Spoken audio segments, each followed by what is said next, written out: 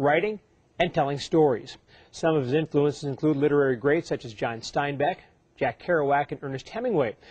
Woody's a throwback of sorts, a young man so passionate about his craft that he gave up everything he had as far as possessions to crisscross the country and tell the stories of the people he encounters. And we are happy to welcome Woodrow Landfair with us this morning. Nice to meet you. Hey, great to be here. I got your email and I said, this is a guy we got to meet. I appreciate it. How did 4th of July in Minnesota treat you? Oh, it's terrific. Yeah. First trip to the state? Yeah.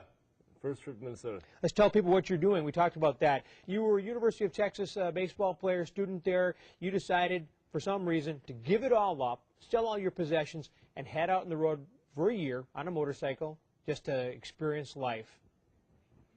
How was that treating you? It's great. I was looking for an unsheltered experience across America, an extra education, really, that I didn't think I could get in a university environment.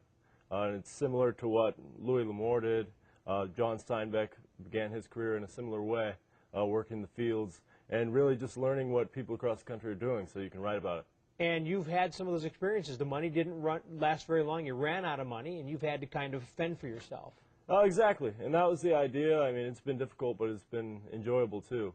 I've stayed in some homeless shelters, worked a plethora of manual labor jobs, done some day labor, and I think have soaked it up in a sponge-like way to understand this country a little better. You have a charitable angle to your experience. Your ultimate goal is you're writing short stories. You'd like to write a novel based on this experience, but there's a charitable angle as well. Please tell people about that. Well, I began with $3,000 is what I started with, and that was because I sold a car which was given to me by an old teammate who's in the major leagues now. And so I started with that, and I thought really the whole thing, I should give away $3,000 when I'm done with this. And so I'm going to give it away. People email me with their idea of what they'd do with $3,000. Hopefully it'd be something that would change their life in the way that I think that's changing mine. So that I'm going to write them a check, a personal check for $3,000. It's not a tax write-off. It's money I don't even have yet. I'm going to get another manual labor job at the end of this and work 2 months and give it away.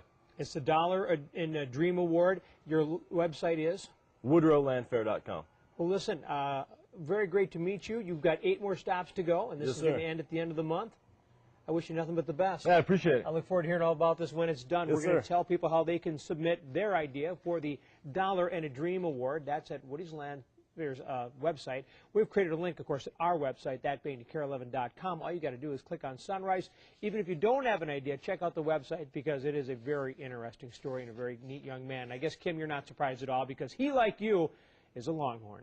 You got to love it. Hook 'em horns.